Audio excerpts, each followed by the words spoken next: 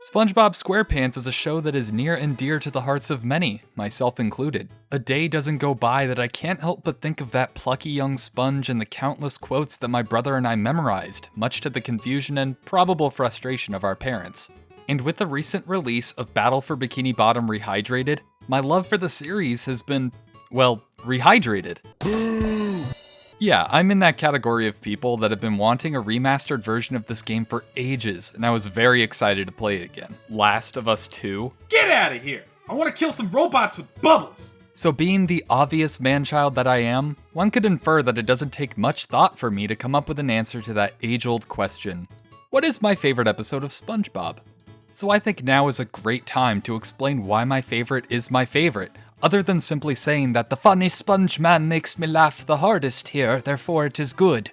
Although that is true. But my favorite episode is the Season 3 classic, Wet Painters. So in case you need a quick refresher, this is the episode where SpongeBob and Patrick are tasked with painting the inside of Mr. Krabs' house while he's out for the day. And before he leaves, Mr. Krabs warns them that if they get paint on anything besides the wall, he will cut off their butts and hang them over his fireplace. Now, my love for this episode does not make this the agreed upon best episode, as I believe that title goes to Band Geeks. Correct! Which is also a fantastic episode that deserves all of the love that it receives. Correct! There must be something special about Wet Painters that just hits me differently, right? Well, what I boiled it down to is how in this particular episode, there is a combination of rapid-fire pacing and repetition accompanying almost all of the jokes. Like they just keep going to the point where in most cases, they get tired or even annoying, and this isn't present in every episode. There's a fairly common writing principle known as the rule of three that suggests that a trio of events or characters is more humorous, satisfying, or effective in comparison to other numbers. We can see this technique at work through age-old stories such as The Three Little Pigs or Goldilocks and the Three Bears. Somebody touch my spaghetti! And in modern day, we can even see this through the sheer number of movie and book trilogies that are released. We're not sure why having 3 of something is as effective as it is, but if I had to guess, 2 doesn't seem like enough, and by the time that you get to 4 of something, you're ready to move on at that point. And looking back on Wet Painters, it seems that the writers may have kept this principle in mind, especially when it comes to the biggest and most memorable jokes of the episode. For example, let's take a look at the famous giant paint bubble scene. Barnacles! What could be worse than a giant paint bubble? Oh, I know. 2 giant paint bubbles. No! Patrick, Yeah, SpongeBob? I don't think this bubble can get much bigger. Nonsense! The first giant paint bubble isn't really that funny, but Patrick, being the wonderfully stupid wild card that he is, quickly and needlessly raises the stakes by blowing another bubble, only to reach peak stupid and pump air into the super bubble that comes from when the two combine, making the scene as memorable as it is. If they just ended the scene at only 2 bubbles without the addition of them fusing together, it wouldn't have been as funny or felt like a complete joke.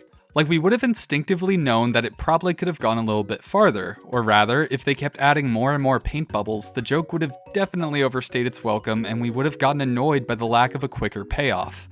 Another example of the rule of 3 in this episode is when SpongeBob and Patrick are scrambling to figure out how to get the paint off of Mr. Krabs' first dollar.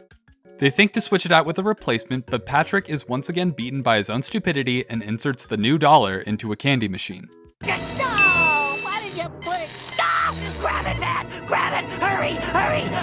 No, Pat! No, no! Get it, Pat! Get it! Get it! Get it! Get it! Get it! Get it! No, no!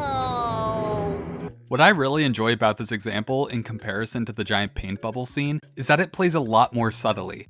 But what makes this joke as effective and memorable as it is the increase in Patrick's forcefulness when cramming the dollar bill into the machine, combined with SpongeBob's manic pleading with him to listen to logic. These are just 2 examples from the episode, as there are quite a few more, but from what I've noticed is that there are also instances in this episode that break the rule of 3, yet prove it wrong by still being funny and memorable. For instance, when SpongeBob and Patrick are attempting to somehow fix the dollar through a montage of bad methods, there are not 3 but rather 5 separate parts to this joke. Another example of this is at the very beginning of the episode when Mr. Krabs hypes up SpongeBob and Patrick to paint, with their facial expressions changing a total of 4 times. So now this makes me curious, because does that mean that the rule of 3 is kind of BS? Well, this is where I believe that the previously mentioned fast pacing of this episode comes in. The plot of Wet Painters is probably best described as an isolated situation.